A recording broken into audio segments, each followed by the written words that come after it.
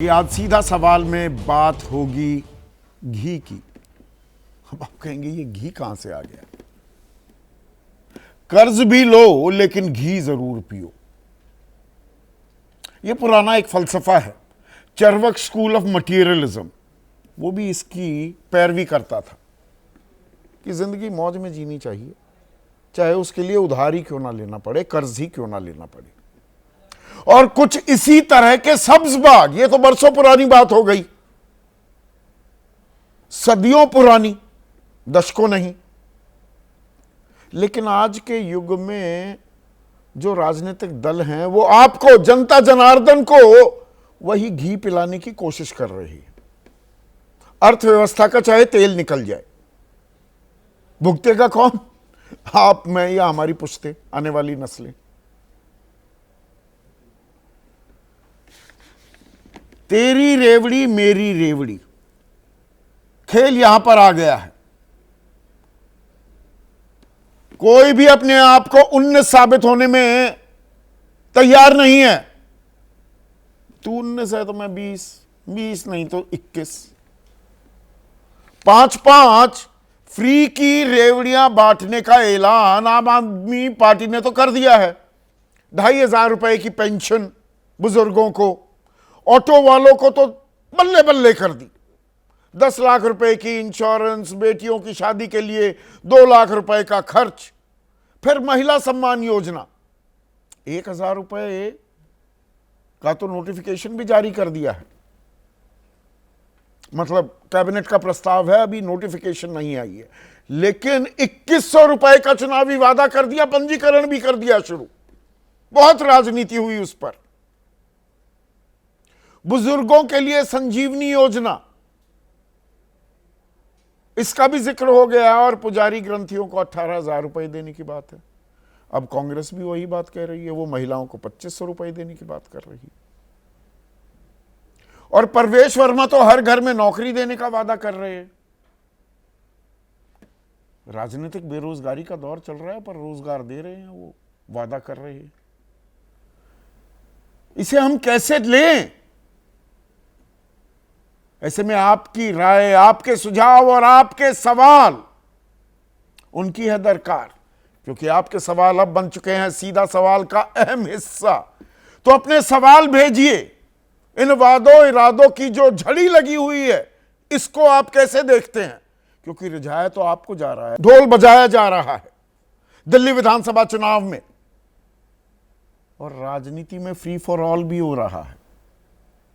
ताल ठोकी जा रही है, ले जा फ्री में ले जा, सिर्फ एक अदद अपनी वोट हमें दे जा। साम दाम दंड भेद, हर तरह के हथकंडों का तो इस्तेमाल हो ही रहा है, लेकिन इसमें सबसे अहम जो जरिया बन गया है वो है रेवड़ी, मुफ्त की रेवड़ी। बिजली पानी से तो बहुत आगे बात पहुंच गई, अब सीधा जेब में पैसे देने की बात है। महिलाओं को महिला सम्मान के नाम पर 2,100 रुपए दे दो, बुजुर्गों को पेंशन दे दो 2,500 रुपए की, इलाज मुफ्त करा दो 60 साल से ऊपर के जो बुजुर्ग हैं, अनलिमिटेड, कितना भी खर्चा है सरकार देगी जी वो खर्चा। ऑटो वालों को इंश्योरेंस करा दो, उनका बीमा करा दो 10 लाख रुपए का, बेटी के शादी के खर्च के लिए 2 लाख रुपए दे दो। मतलब जो होता है एक नो लिमिट खेल हो जाए, और पुजारियों को और ग्रंथियों को 18,000 रुपए महीने दे दो। कितने मंदिर हैं, कितने निजी हैं, कितने ट्रस्ट के हैं, कितने सरकारी हैं, कितने रजिस्टर्ड हैं, उसमें पुजारियों की संख्या कितनी है किसी को नहीं पता, पर 18,000 रुपए दिए जाएंगे। ये आम आदमी पार्टी कर रही थी, पर खेल हो गया है तू डाल डाल में पात पात। अगर आम आदमी पार्टी ऐसे ठेंगा दिखा रही थी कि catch me if you can, तो कांग्रेस कह रही है वी कैन डू बेटर। अब कांग्रेस ने वादा किया है कि हम 25 लाख रुपए तक का मुफ्त इलाज कराएंगे।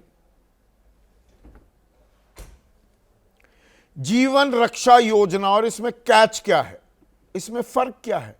देखिए, थोड़ा थोड़ा बात वही है, उसको मार्केट करने का। जैसे भाई कोई कमीज बेच रहा है, एक दुकान कुछ दाम दे रही है, दूसरी दुकान भी उससे बेहतर आपको ऑफर देने के लिए क्या कहेगा, हमारा प्योर कॉटन है, हमारा फलाना है, दिखड़ा है, हमारी टेलरिंग ज्यादा अच्छी है। तो यहां पर कांग्रेस पार्टी कह रही है कि दिल्ली के हर नागरिक को देंगे 25 लाख रुपए तक का मुफ्त इलाज। आम आदमी पार्टी ने मुफ्त इलाज अनलिमिटेड, 25 लाख की कोई सीमा नहीं, वो 60 साल से ऊपर की उम्र वाले नागरिकों के लिए दिया है। और साथ ही साथ इसका नाम रखा है जीवन रक्षा योजना। और प्यारी दीदी योजना, आजकल महिलाओं के लिए बहुत प्यार उमड़ रहा है राजनीतिक दलों का, असलियत सामने आ जाती है। वो प्रियंका गांधी के गाल, किसी ने बाप बदल लिया, ये वो असलियत तो सामने आ जाती है। पर अभी प्यार मोहब्बत दिखाया जा रहा है। प्यारी दीदी योजना 2500 रुपए देगी कांग्रेस, आम आदमी पार्टी 2100 दे रही है, तो हम 2500 देंगे। बीजेपी ने अभी पत्ते खोले नहीं है, खोलेगी वो भी, पिटारा वो भी खोलेगी। चाहे प्रधानमंत्री मोदी 16 जुलाई 2022 से लगातार ये कहते सुने गए हैं कि मुफ्त रेवड़ी बांटकर वोट बटोरने की कोशिश की जा रही है। रेवड़ी की यह संस्कृति देश के विकास के लिए बहुत खतरनाक है। 1 दर्जन से ज्यादा बार यह बात उन्होंने दोहराई है 16 जुलाई 2022 के बाद। और 21 जनवरी 2018, हम 6 साल पहले, 7 साल पहले चले जाएं, तो आम आदमी ईमानदारी की उम्मीद करता है, वही पाने की उम्मीद करता है जिसका वो हकदार है। वो रियायतें और फ्रीबीज नहीं मांगता। 18 के बाद ही किसानों को किसान सम्मान निधि दे दी, एमएसपी का कानून नहीं बना, 6000 रुपए लो साल में, 500 रुपए महीना। चलिए, कोरोना काल था, आपने लोगों को 5 किलो मुफ्त अनाज दिया, लेकिन वो अब वो आगे बढ़ा दिया 2028 31 दिसंबर तक 81 करोड़ 35 लाख लोगों ने क्या ये मांगा था? वही पाने की उम्मीद करता है ना जिसका वो हकदार है। 81 करोड़ 35 लाख 5 किलो अनाज नहीं मिलेगा तो काम नहीं चलेगा क्या? खैर, बीजेपी की तो अभी रेवड़ियां आई नहीं है, वो बराबर की आएंगी। वो हर जगह, हमने मध्य प्रदेश में चुनाव देखे, छत्तीसगढ़ में, राजस्थान में, वो बराबर जो दूसरा कह रहा है वही आप देंगे। लेकिन यहां एक दिलचस्प बात हुई है।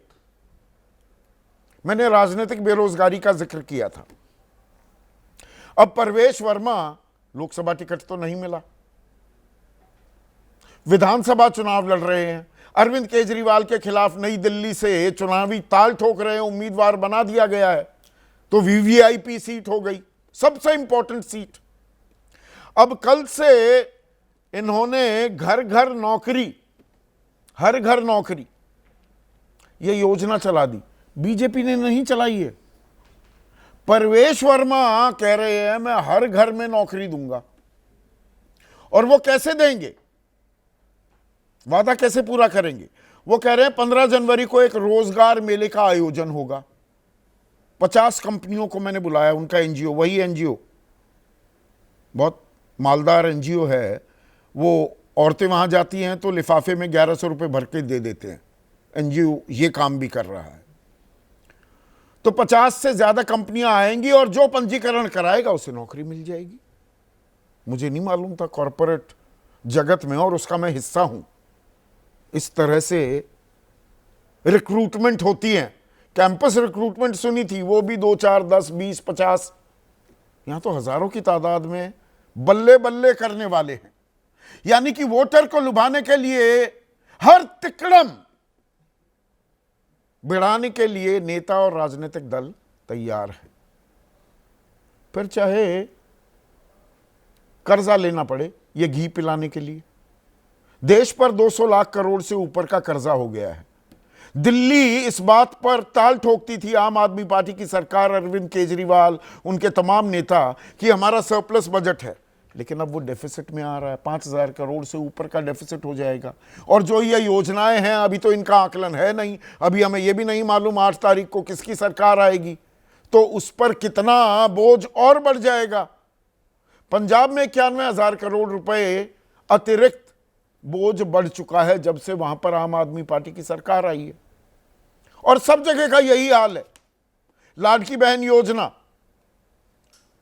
7.5 लाख करोड़ का कर्ज है महाराष्ट्र पर, और वो लगातार बढ़ा ही है।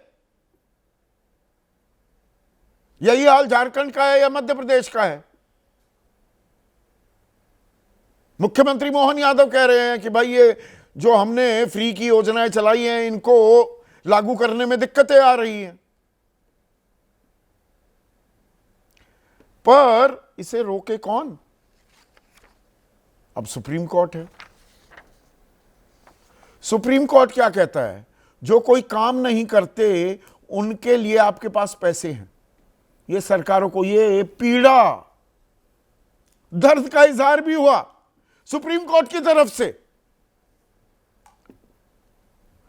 जब जजों के वेतन और पेंशन का सवाल आता है तो आर्थिक दिक्कतों का हवाला देने लगते हैं कि जजों की और लोअर जुडिशरी में ज्यादातर ये बड़ी दिक्कत है, एरियर्स पड़े रहते हैं, बकाया अटका हुआ है, लटका हुआ है, भटका हुआ है, और पैसे नहीं देती सरकारें कि भाई पैसा ही नहीं है, घाटा इतना बढ़ रहा है।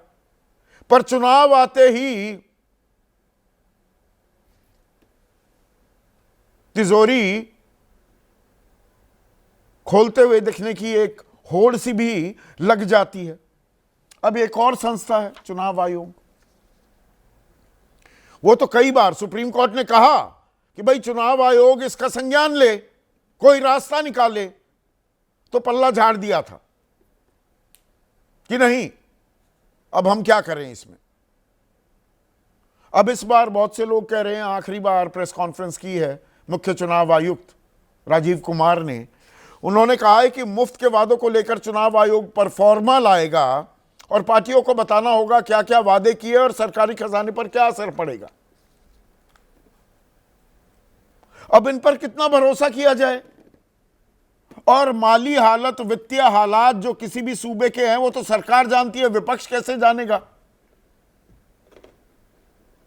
और सरकार कुछ भी काम करे या ना करे, और आखिरी दिनों में, आखिरी 4-5 महीनों में फ्री की कोई घोषणा लागू कर दे, योजना लागू कर दे, और चुनाव से ठीक पहले 1-2 महीने की किस्त जोड़कर सीधे ठकाठक खाते में डाल दे वोटर के, तो फटाफट वोट भी मिलते हैं क्या? ये हमने मध्य प्रदेश में होते देखा, झारखंड में होते देखा, महाराष्ट्र में होते देखा। और इसमें क्या जो सत्ताधारी पार्टी है उसको एक अनफेयर एडवांटेज भी मिल जाती है क्या? और क्या हम लोगों को स्वावलंबी बनने से रोक भी रहे हैं? ये मेरे शब्द नहीं, किरण बेदी 2013 के चुनाव में बीजेपी की मुख्यमंत्री पद की उम्मीदवार थी। 2015, माफ कीजिएगा। तो क्या हम स्वावलंबी बनने से लोगों को रोक भी रहे हैं? पर इसकी फिक्र है क्या किसी को? और जनता भी कहती है आने दो, आने दो, ये दिल मांगे मोर दीजिए। एक बार तो काबू में आते हो, उसके बाद तो 364 दिन दिखते नहीं हो साल में। ऐसे में आज का सीधा सवाल अब आपके स्क्रीन पर आ रहा है। रेवड़ी का चुनावी ढोल राजनीति का फ्री फॉर ऑल और घी पिलाने का सियासी खेल, चाहे अर्थव्यवस्था का निकले तेल।